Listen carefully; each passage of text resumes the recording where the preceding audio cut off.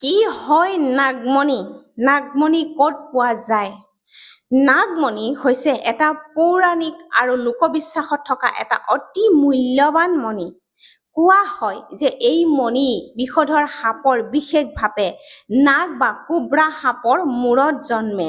বিশ্বাস অনুসৰি এই মণি উজ্জ্বল আলোকেৰে বিচ্ছুৰণ কৰে আৰু অন্ধকাৰত দিনৰ দৰে পোহৰ কৰি দিয়ে।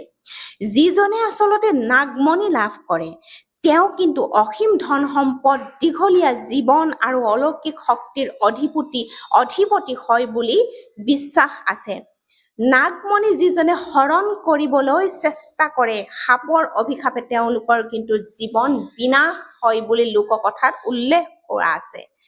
বাস্তৱতে বিজ্ঞান অনুসাৰে কিন্তু নাগমণি বুলি কোনো ধৰণৰ বাস্তৱ বস্তু নাই বুলি কৈছে। ই মূলতঃ হৈছে পুৰাণ, লোককথা আৰু কল্পনাৰ এটা অংশ। কেতিয়াবা বিশেষ ধৰণৰ উজ্জ্বল বা পাথৰ বা ৰাসায়নিক পদাৰ্থক মানুহে ভুলতে আচলতে নাগমণি বুলি ভাবি লয়।